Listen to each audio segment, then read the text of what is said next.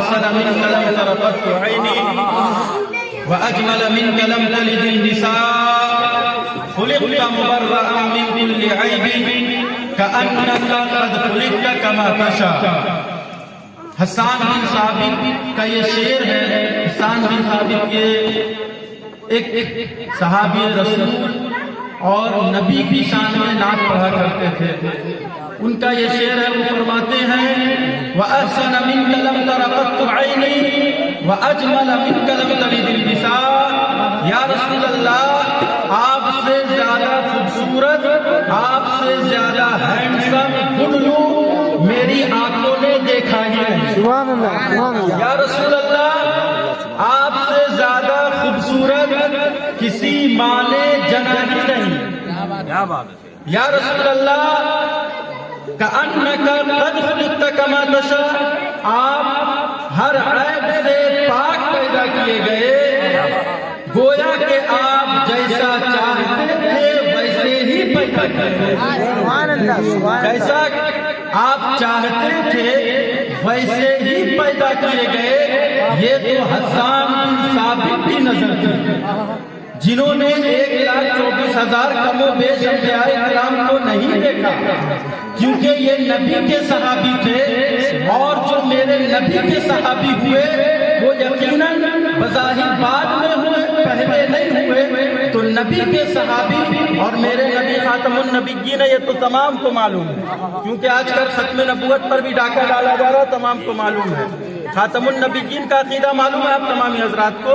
یہ یاد رکھے, جس طرح رسول اللہ کو نبی ماننا ضروری ہے, اسی طرح میرے نبی کو آخری ماننا ضروری ہے. یاد رکھے, اگر کوئی کہے کہ میرے نبی کے بعد بھی کوئی نبی آ سکتا ہے تو وہ یقیناً کافر ہے, اور یہ قرآن کا انکار ہے. یہ قرآن کا انکار ہے, اس لیے کہ قرآن میں آیا ہے خاتم النبیین, اور جتنے بھی مفسرین ہیں تب سبھی نے اس کی تفسیر میں لکھا ہے آخر النبیین, آخر النبیین یعنی خاتم النبیین سے کیا مراد ہے, آخر النبیین محمد صلی اللہ علیہ وسلم. تو پتہ چلا کہ جو خاتم النبیین کا انکار کرے گا وہ قرآن میں انحراف کر رہا ہے, اور جو قرآن کے آیتوں کو, اس کی زبر زیر کو بدلنے کی کوشش کرے گا وہ دائرہ اسلام سے خارج ہو جائے گا. یہ تمام حضرات جانتے ہیں. تو جو قرآن کی ایک آیت کا انکار کرے وہ کافر. تو میرے نبی کو جس طرح خاتم النبی, جس طرح نبی ماننا ضروری ہے, اسی طرح خاتم بھی ماننا ضروری ہے, اسی طرح خاتم بھی ماننا ضروری ہے. یہ عقیدہ یاد رکھیں, اس لیے کہ ابھی ختم نبوت پر ڈاکہ ڈالا جا رہا ہے, اور یہ ڈاکہ ڈالنا یہ آج سے تقریباً 100 سال پہلے شروع ہوا, اس سے پہلے شروع نہیں ہوا تھا. تو یہ عقیدہ یاد رکھیں, اسی لیے میں نے یہ عقیدہ اب تک پہنچا دیا کہ خاتم النبیین کا عقیدہ. تو آج سے تمامی حضرات نے یہ سیکھ لیا کہ میرے نبی یہ آخری نبی ہے, ان کے بعد کوئی نبی نہیں آ سکتا. یہ عقیدہ رکھ ہی نہیں سکتے ہم, اگر کوئی رکھتے تو اس کا ایمان ختم, وہ کافر ہو جائے گا. یہ تو بات ہوئی. اب آئیے شعر پر, میں اس شعر پر کچھ تبصرہ کروں گا, اس کے بعد کچھ باتیں پہنچاؤں گا. میں نے کہا کہ یا رسول اللہ, یہ حسان بن ثابت کا شعر میں پڑھ رہا تھا, یا رسول اللہ آپ سے زیادہ حسن و جمیل کسی ماں نے جنا ہی نہیں, آپ ہر عیب سے پاک پیدا کیے گئے. اب یہ حسان بن ثابت نبی کے صحابی تھے. اب انہوں نے 1,24,000 انبیاء کرام کو نہیں دیکھا, آدم کو نہیں دیکھا, شیش کو نہیں دیکھا, زکریا کو نہیں دیکھا, عیسیٰ کو نہیں دیکھا, یوسف علیہ السلام کے جمال کو نہیں دیکھا. یوسف علیہ السلام کے جمال اور ان کی خوبصورتی کے بارے میں آتا ہے کہ جب زنان مصر نے جب انہیں دیکھا تھا تو اپنی انگلیوں کو کاٹ لی تھی. اتنے خوبصورت تھے یوسف علیہ السلام. تو حسان بن ثابت نے یوسف علیہ السلام کو بھی نہیں دیکھا. اب کوئی اس دور کا بدعقیدہ سوال کر سکتا ہے کہ حسان بن ثابت کا شعر پڑھنے والوں ذرا بتاؤ کہ حسان بن ثابت میں تو 1,24,000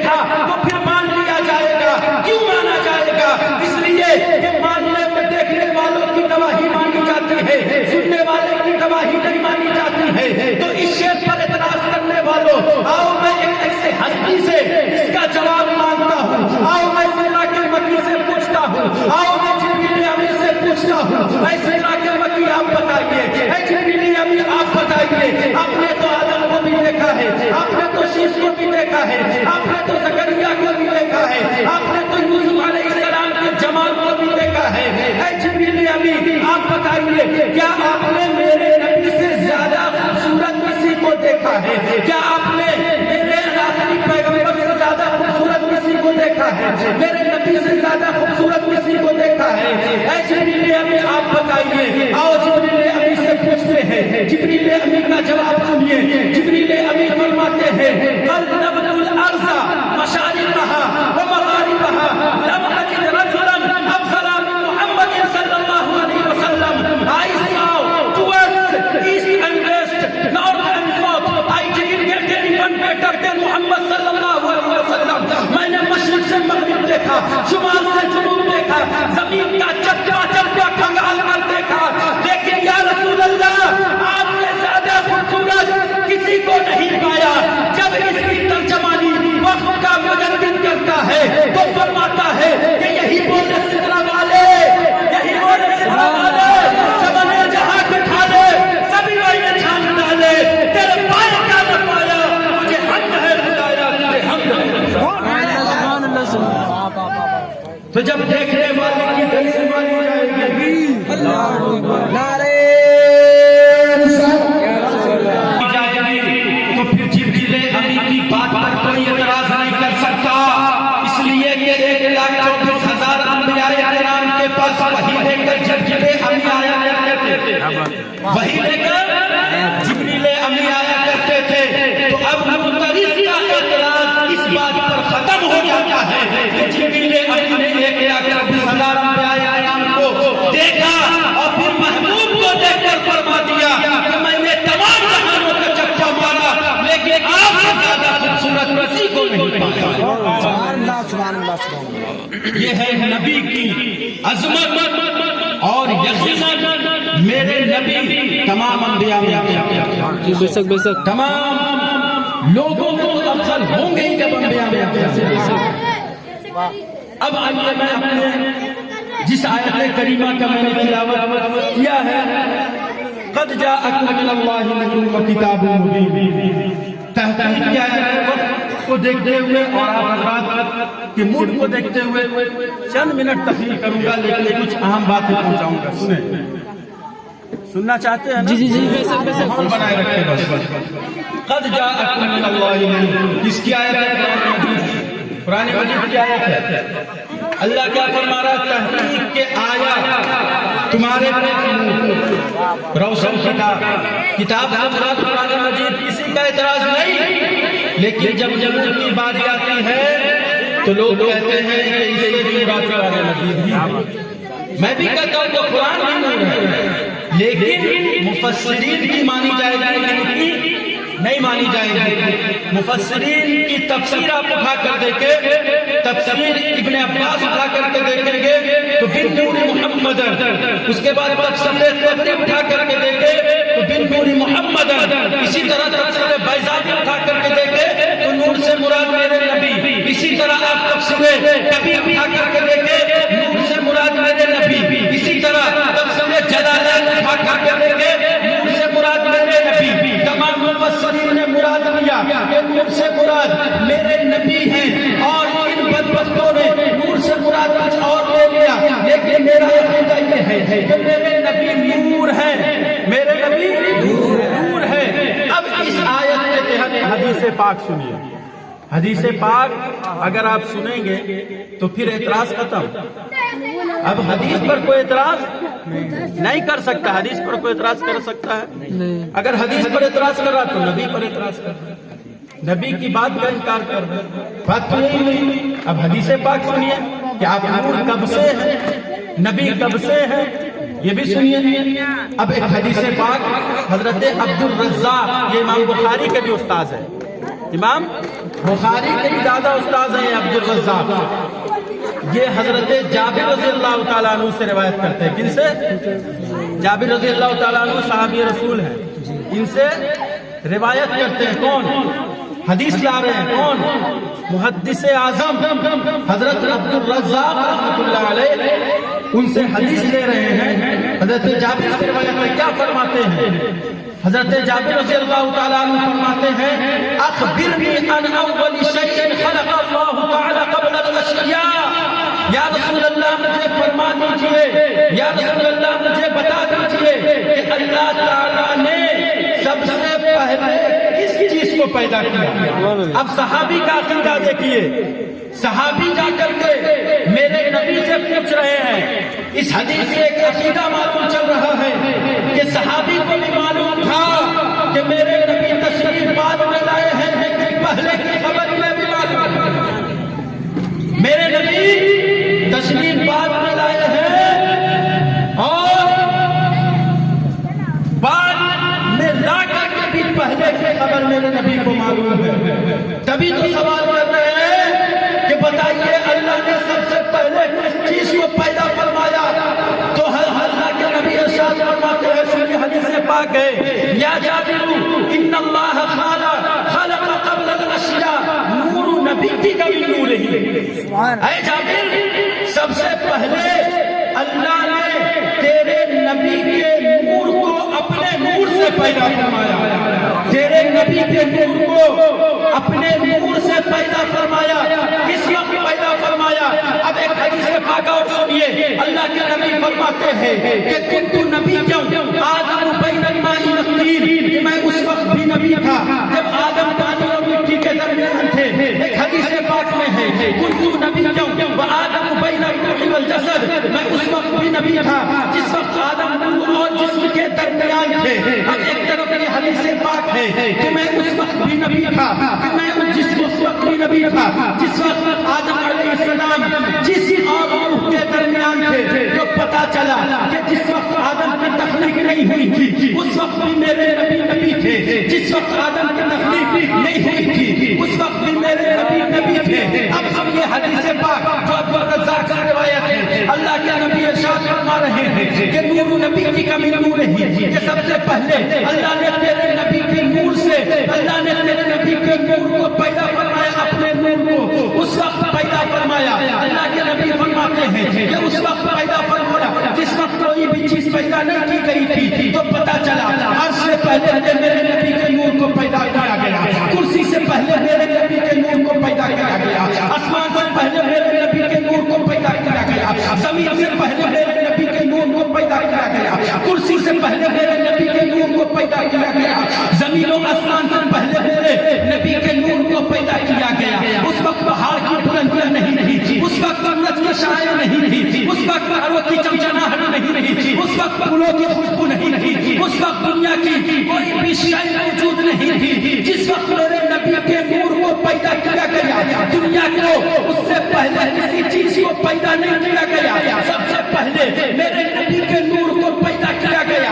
اسی حدیث پاک میں ہے کہ پھر نبی کے نور سے عرش کو پیدا کیا گیا، کرسی کو پیدا کیا گیا، قلم کو پیدا کیا گیا، فرشتے کو پیدا کیا گیا. تمام چیزوں کو نبی کے نور سے پیدا کیا گیا. جس وقت کسی چیز کا وجود نہیں تھا اس وقت میرے نبی کا نور تھا. اعلیٰ حضرت فرماتے ہیں کہ وہ جو نہ تھا تو کچھ نہ تھا، وہ جو نہ ہو تو کچھ نہ ہو. جان ہے وہ جہان کی، جان ہے وہ جوان ہے. جان ہے وہ جہان ہے. تو پتا چلا کہ جس وقت کسی چیز کا وجود نہیں تھا اس وقت میرے نبی کے نور کو پیدا کیا گیا اور اسی نور کے حصے کر کے قلم کو، کرسی کو، عرش کو پیدا کیا گیا. پھر فرشتوں کو پیدا کیا گیا، پھر زمین و آسمان کو پیدا کیا گیا، پھر آنکھوں کے نور کو پیدا کیا گیا، پھر قلب کی دھڑکنوں کو پیدا کیا گیا، قلب کے نور کو پیدا کیا گیا. تو پتا چلا کہ دنیا میں جتنی بھی چیزیں بنی ہیں تمام اللہ کے نور، اللہ کے نبی کے نور کا صدقہ ہے. اگر میرے نبی کو پیدا کرنا مقصود نہ ہوتا تو اللہ کا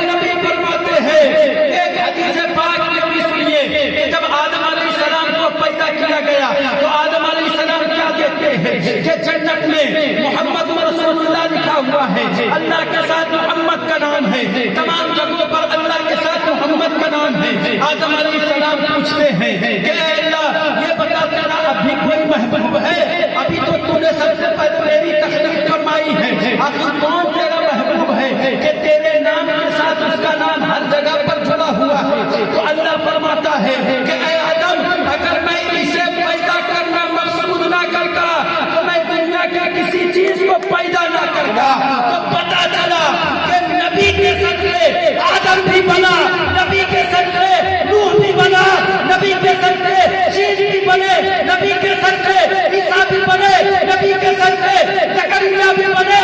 دنیا کی تمام چیزیں پیدا کی گئی ہے، یہ نبی کا صدقہ ہے۔ اگر نبی کو پیدا کرنا مقصود نہ ہوگا تو دنیا ہی کو اللہ تعالیٰ نہیں بناتا۔ بے شک سبحان اللہ سبحان اللہ۔ تو پتا چلا کہ یہ نبی کے نور کا صدقہ ہے کہ دنیا کو بنایا ہے۔ جی جی بے شک بے شک۔ قرآن کہتا ہے قد جاءکم من اللہ نور و کتاب مبین، کہ تحقیق تمہارے پاس آیا نور اور روشن کتاب، اسی نور کا صدقہ کہ ہم اور آپ اور یہ دنیا اور یہ زمین و آسمان پیدا کی گئی، ورنہ کسی چیز کو پیدا نہیں کیا گیا۔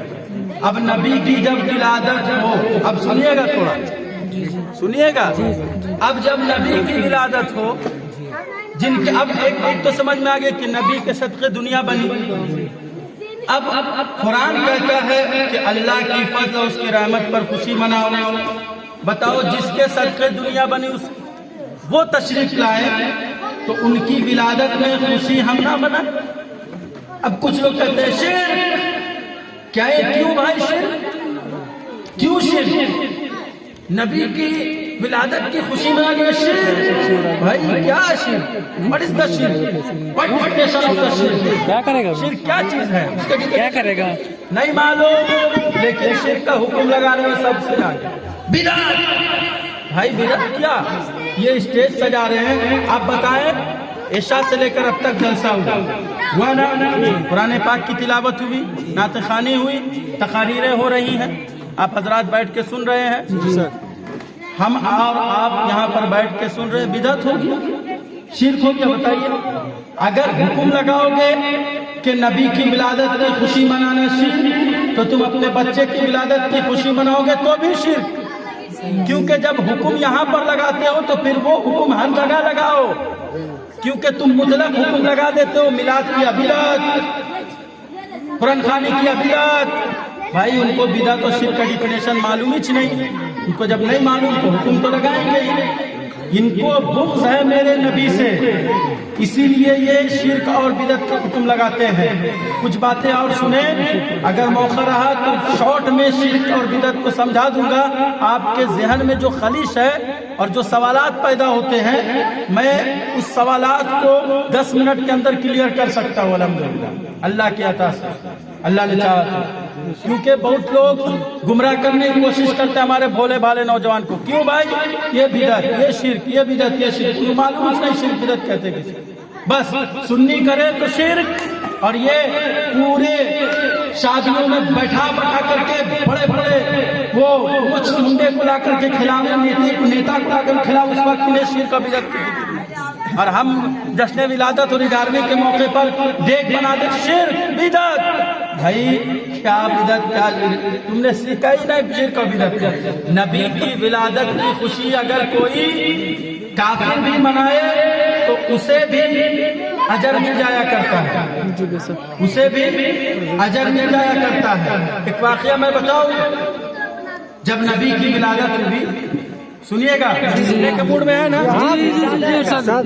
جب نبی کی ولادت ہوئی، میرے نبی جب دنیا میں تشریف لا رہے ہیں تو اس وقت عبد المطلب کعبے کا طواف کر رہے تھے۔ کیا کر رہے تھے؟ عبد المطلب کون ہے؟ یہ نبی کے دادا جان، نبی کے دادا جان، یہ کعبے کا طواف کر رہے تھے۔ اب سنیے گا اس واقعے کو، اس میں بھی ایک سبق ہے، ایک درس ہے، سنیے گا۔ عبد المطلب کعبے کا طواف کر رہے ہیں، نبی کی ولادت ہوئی، عبد المطلب کعبے کا طواف کر رہے ہیں، اچانک کیا دیکھتے ہیں کہ کعبہ گر گیا۔ اب عبد المطلب سوچنے لگتے ہیں کہ غریبی کا عالم ہے، غریبی کا عالم ہے، کعبے کی تعمیر کیسے کی جائے گی، آخر کہاں سے پیسے لائے جائیں گے، غریبی کے عالم میں ہم ابھی پریشانی کا عالم ہے، کہاں سے پیسے لائے جائیں گے، کعبے کی تعمیر دوبارہ کیسے کی جائے گی۔ اچانک دیکھتے ہیں کہ کعبہ جھکا، کعبہ جب جھکا تو عبد المطلب کو ایک طرف خبر ملی کہ عبداللہ کے گھر بیٹے پیدا ہوئے ہیں، یعنی ان کے پوتے کی ولادت ہوئی ہے، تو پتہ چلا کہ کعبہ گرا نہیں تھا بلکہ تعظیم کے لیے کعبہ جھکا تھا، تعظیم کے لیے کعبہ جھکا تھا۔ نبی کی ولادت ہو تو کعبہ جھکے، نبی کی ولادت ہو کعبہ جھکے۔ اب ایک پہلو کو بھی دیکھیے کہ جب نبی اکرم صلی اللہ علیہ وسلم نماز پڑھ رہے ہیں، اس وقت کی بات ہے جب بیت المقدس قبلہ ہوا کرتا تھا، بیت المقدس قبلہ ہوا کرتا تھا جسے ہم مسجد اقصی کہتے ہیں، بیت المقدس قبلہ ہوا کرتا تھا، کعبہ قبلہ بعد میں بنا۔ ایک بار صرف نبی کی ولادت میں کعبہ جھکا، اب ہوا یہ کہ نبی کے دل میں یہ ہمیشہ خواہش تھی کہ کعبہ قبلہ ہو جائے، بیت المقدس سے ہم چہرے کو موڑ کر کے کعبہ ہمارا قبلہ ہو، ہم قبلے کی طرف نماز پڑھیں اور ہمارا قبلہ کعبہ ہو جائے۔ اب ہوا یہ کہ ہمارے نبی کے دل میں یہ ہمیشہ خواہش تھی، اللہ نے نماز میں یہ آیت نازل فرما دی، فرمایا یہ قرآن کے دوسرے میں پارے میں پہلے صفحہ میں آیت ہے، قد نرى تقلب وجهك في السماء فلنولينك قبلة ترضاها۔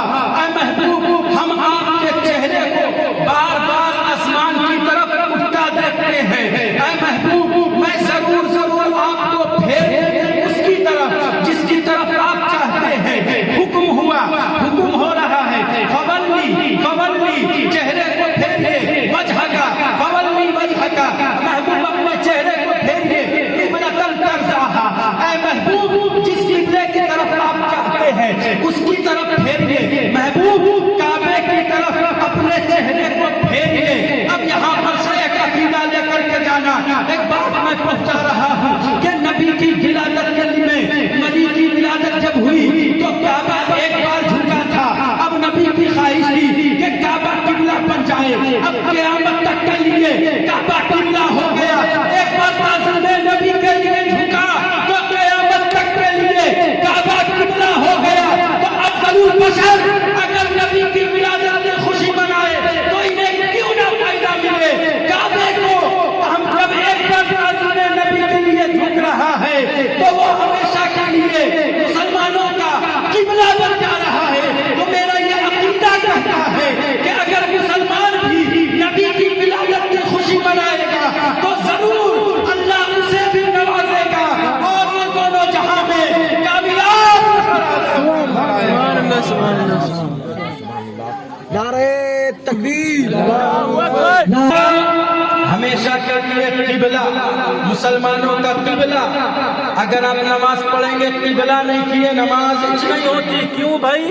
کیونکہ شرط ہے قبلہ رخ ہونا، جس طرح پاک ہونا شرط ہے، کپڑے کا، جگہ کا پاک ہونا، زمین کا پاک ہونا، جہاں پہ آپ نماز پڑھ رہے ہیں وہ جگہ پاک ہونا، کپڑا پاک ہونا، اسی طرح باوضو ہونا، استقبال قبلہ ہونا، نماز کا وقت ہونا، یہ شرائط نماز ہے۔ اس کو بھی یاد رکھیے گا ہمارے بچے مسلمان، یہ بھی یاد رکھیے کہ ہم جشن ولادت مناتے ہیں، ہمارا عقیدہ ہے، ہمارے بزرگوں کا طریقہ ہے، صحابہ سے بھی ثابت ہے، ہم منائیں گے، لیکن جہاں پر ضرورت ہے تعلیم کی وہ تعلیم بھی حاصل کرے۔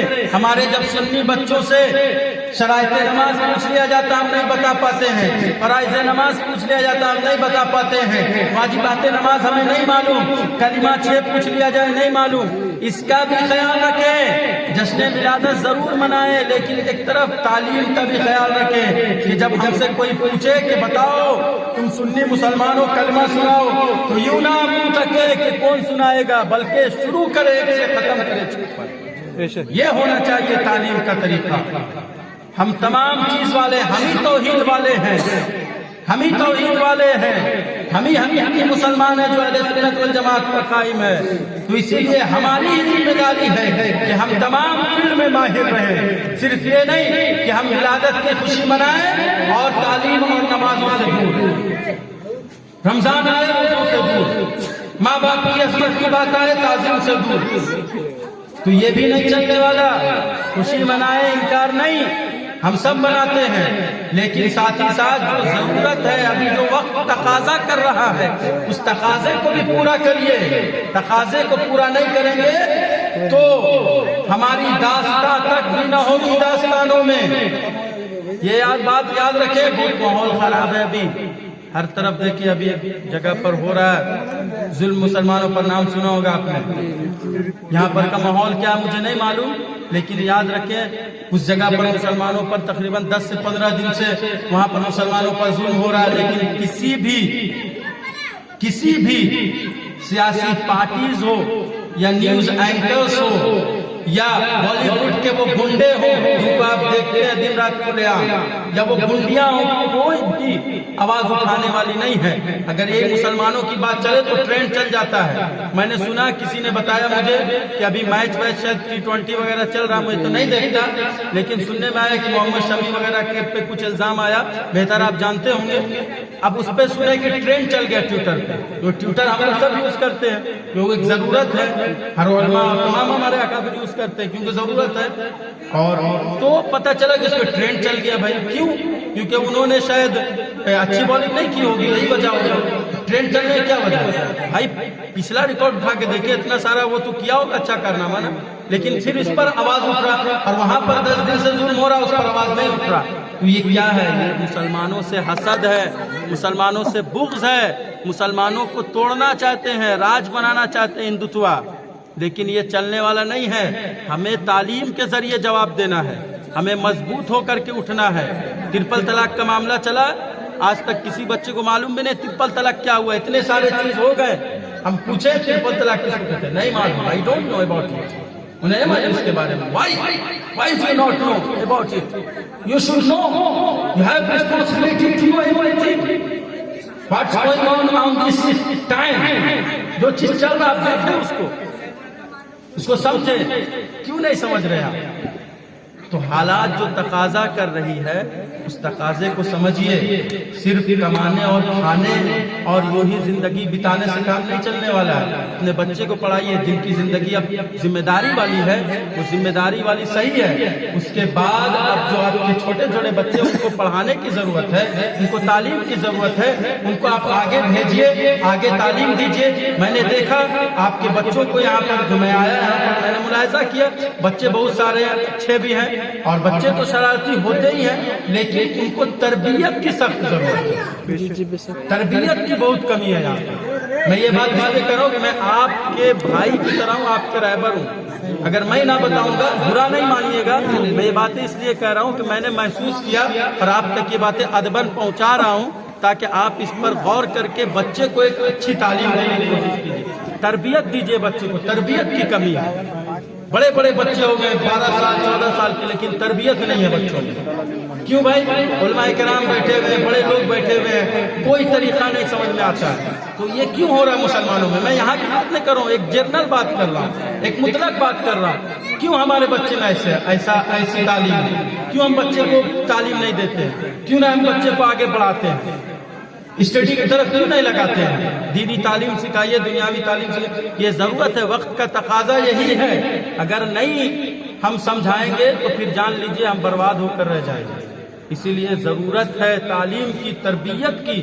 یہ بہت اہم چیز ہے اور تربیت سب سے زیادہ ضروری ہے. ادب سب سے زیادہ ضروری ہے. اسلام میں ادب کا بہت بڑا مقام ہے. صوفیاء کرام کا سب سے پہلا طریقہ ہوتا تھا انسان کا محبت. تو نبی کی ولادت کی بات چل رہی تھی، بہت ساری باتیں آپ نے سنا اور بہت ساری باتیں میں کچھ اہم پوائنٹ آپ کو بتا کر جاؤں گا. کچھ اہم پوائنٹ جو آپ اگر سمجھ جائیں گے تو آپ، میرا تو کئی انداز ہے لیکن میں چاہتا ہوں کہ ماحول کے مطابق میں سمجھا کر جاؤں، ورنہ میرا گرجدار انداز ابھی آپ نے سنا ہوگا. اگر میں چاہوں تو 1 گھنٹہ گرج کر بھی بول سکتا ہوں، لیکن مقصد ہے پیغام پہنچانا. اگر پیغام میں دے دوں آپ کو، آپ اس پر عمل کر لے تو پھر یہی آپ کے لیے کامیابی اور یہی کامیابی کی دلیل بن جائے. جی بے تو شک. ضرورت ہے تعلیم کی, ضرورت ہے تربیت کی. اگر تعلیم اور تربیت سے ہم دور ہو جائیں گے تو پھر جانیے وہ قوم جو تعلیم سے دور ہو گئی ہے اس کا نام و نشان تاریخ میں مٹا دیا گیا ہے.